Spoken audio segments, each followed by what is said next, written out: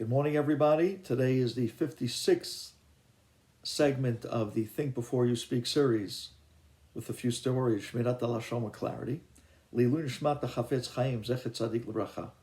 Lilu Nishmat Luza Aliza Bat Henriette and her children that passed in the fire. Ruach Hashem Tenichenam B'Gan Eden.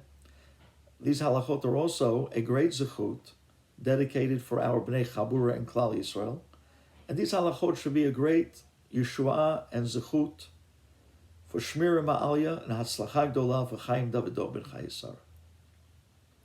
These halachot are titled today, Refusing a Favor. Now, has it happened to you over the years that you were in the position that you really needed a favor and the people that were able to deliver it just didn't come through? And it upset you, like they were able to do it, and why were they like that? And you get so upset that you want to start letting people know your frustration about people who you thought were a friend or a neighbor. An example, if you take that story where, you waited years till finally your first son bar mitzvah, and here is the big Shabbat bar mitzvah, and he's been preparing for months and months to read, and you just get notice that your family members agreed to come in to stay by you for Shabbat, including your in-laws, including your parents, and now you have to put up people in all different houses. You need help from the neighbors. So you start asking around. That there's a neighbor that has a basement, that there's another neighbor that has a guest room.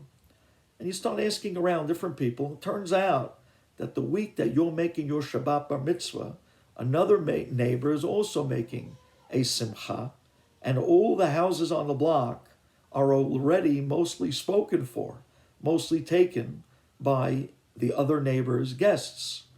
So you only have basically one or two people left to ask. And you really need this. So you turn to one neighbor and you say, hey, listen, most of the houses on the block, they're all already booked up from the other guy's simcha. I have my in-laws coming. I have my parents coming. There's just no way I can fit them in my house for the bar mitzvah. Please, can you put them up? Please, I know you have a guest room. I know you have a basement. Could you please put them up?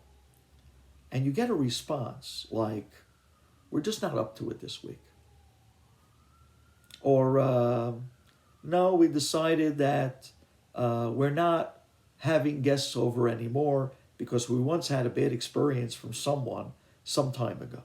Or they might tell you, this week we decided to go away and we're just not comfortable giving our house when we're not there. And you're thinking to yourself, what is the big deal? I'm not asking for much. It's just one night. And we're talking about older people, elderly people, no children. They're not going to do anything to the house. And you're talking about mature people, parents, grandparents. What is the big deal? And you got so upset. You want to turn around, you want to let everybody on the block know that when you really needed a favor, and you were your back to the wall, the people who you thought were friends of yours, who you in return would really do for them anything, and have been there for them when they needed favors, and yet, now when I need something, for absolutely very weak reasons, they just don't want to do it. Are you allowed to go out and say anything? Well, the halakha tells us that it's absolutely forbidden to go and tell any of the neighbors how these neighbors kind of refused your favor in need at the time that you needed it. And to go around and start telling people, what type of neighbors are these? And boy, did I need them. They didn't come through. And for what's the big deal? It's my parents. They're going away for Shabbat anyways, is absolute Lashon Hara.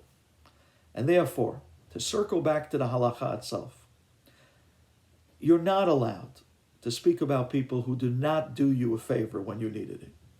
If someone did talk to you about someone who didn't do them a favor, it's interesting. I found over the years that when you ask what exactly really happened, and they start telling you a little bit more of the detail, you start to find out that there's generally a lot more to the story than meets the eye.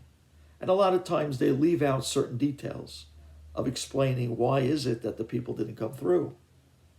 When you kind of probe a little bit on those details, you start to find out a whole different story. However, You're not allowed in the first place to mention about someone who did not come through for you on a favor. By the way, by speaking about someone who didn't come through for you, it's not only Lashon Hara. There's a second Avera involved as well. And that is vengeance. Nikama. You're not allowed to take vengeance. You're not allowed to bear a grudge against someone who didn't do you a favor. And if that's the case, when a person is in such a position, he's not allowed to speak about anyone who did not do them that favor. It's interesting, if you have somebody that you know that's close with the people, you are allowed to say something to them if they're like a rabbi, if they're in a position to talk to that neighbor and say, hey, maybe give a second thought. This person really needs you. That you can do. But not in the way of, hey, look what they did to me wrong. You could turn to the rabbi and say, I approached them. I really did this favor. They gave me a very weak reason. Could you please speak to them? Maybe encourage them to help me. That you can do, because he has a word with them. And he can have a good influence on them to help you out at the moment you need. Thank you for listening.